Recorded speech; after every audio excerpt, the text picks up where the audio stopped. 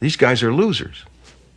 We had a preconception that they were unable to launch a counterattack, and they did everything they could to make us believe that. So you could say it was a case of self-delusion on our part.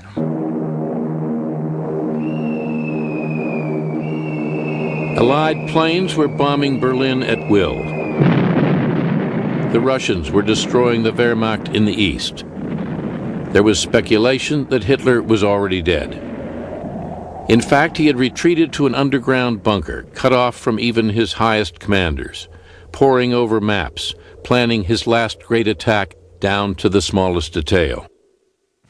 The Battle of the Bulge, the base of it really was an 80-mile front running from southern Belgium down to Edelbruck in the middle of Luxembourg, the Ardennes Forest here, between my thumb and forefinger. Hitler's concept was to attack on that 80-mile front, swing north, and seize the port of Antwerp. He was going to split the British and American forces and capture those people surrounded in here. Hitler's real target was the alliance. There had to be frictions between the British and the Americans. If he could hit them hard enough and set them to quarreling, then he could negotiate a favorable peace. From October, Hitler started massing soldiers at the border. They didn't know why they were there, not even the commanders knew. One of the few who'd been told was Hasso von Manteuffel. The Prussian general went to the Ardennes front to take the measure of the U.S. division he was to attack. Now, the 28th of all of the four on the line was the most thinly spread, so thinly spread that literally during the day they outposted across the border into Germany. It come dark, they came back over the river. Von Manteuffel came down, got in the front line, watched this process, and said, hell, man, we don't need an hour's artillery preparation on these guys. The smart thing to do is walk through them while they're just getting up and having breakfast. Because there are big gaps between these outposts, and we'll walk through them, and when we hit resistance, then we'll call in the artillery. We arrived there on December the 11th. We had been told that the division that was there before us had been there 5 to 6 weeks and had only had 2 casualties in that time. So we expected for it to be a quiet front. We thought just what they told us. You are here on a quiet front to do patrols. You learn your trade. You get your feet wet. And it's not a situation of any great urgency.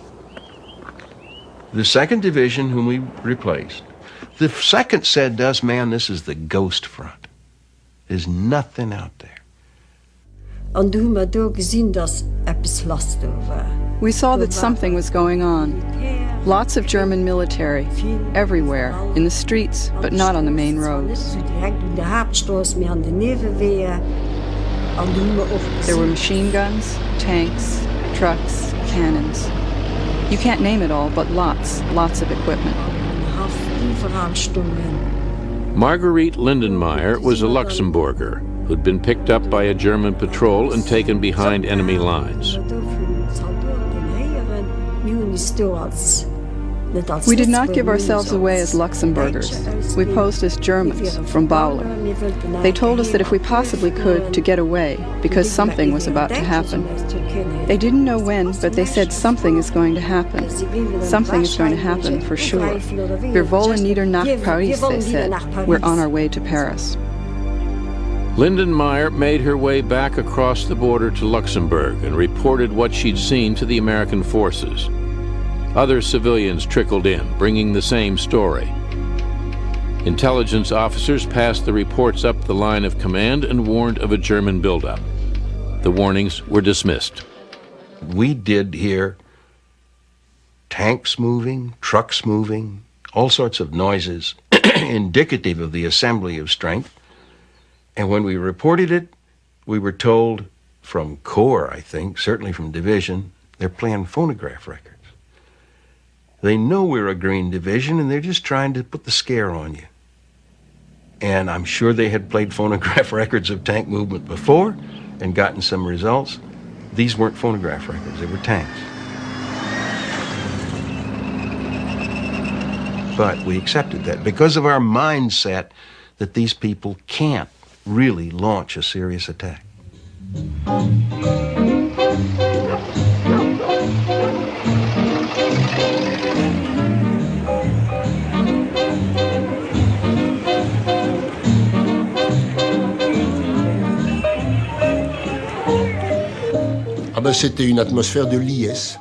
It was an atmosphere of jubilation.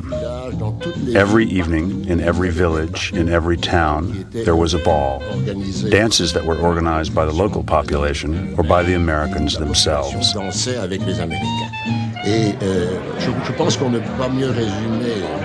best way to sum up that situation is this. Husbands were even proud to see their wives flirting with the Americans, who, believe me, did not hold back at all.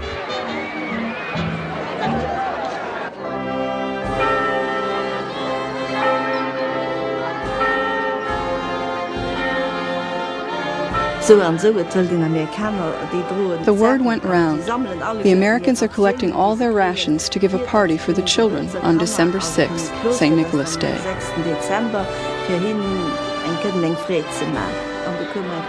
Mother Superior came into class to tell us about it, and that 2 of us could be his angels, and I was one of them.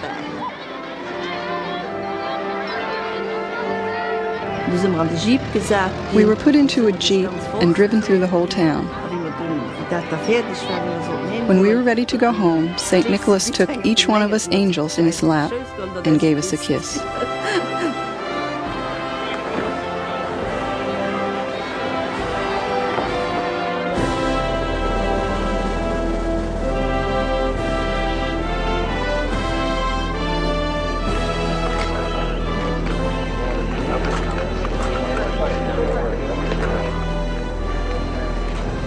A 250,000 Germans waited at the border.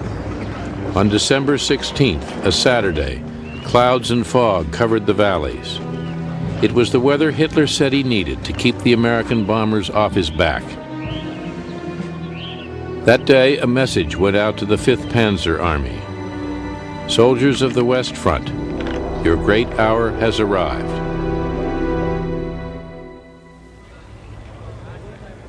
I was the Division Special Troops dental officer, and I was stationed about 10 miles from the front in Wiltz, Luxembourg. And Sergeant Paul Gifford was late, and I sort of was a wise guy. I told him he's late. He said, "Well, Captain, I'm sorry, but I lost my tank." And I said, "Oh, boy, they were expensive as hell. You better go get that tank." He said, "Well, the Germans took it." I said, "Well, now you better go back and get that tank. I mean, you can't go losing a tank to the Germans. It's bad business." So I got the usual laughter, and I said, "What happened to Colonel so-and-so? He's going to give it to you." He said, "He lost his artillery piece." I said, "What's happening?" He said, "The Germans are pushing." Division headquarters, of which I was a part, was aware that there were now an increase in the artillery, enemy artillery fire and all that. But nothing terribly dramatic, except there was a hush that seemed that really and truly you could feel a hush, as though the civilians sensed what we didn't comprehend. We were going to Edelbrook to play for the troops, and we began to see all these soldiers that they brought in there, GIs that were all banged up and wounded. So we went to inquire and see if what it had planned, and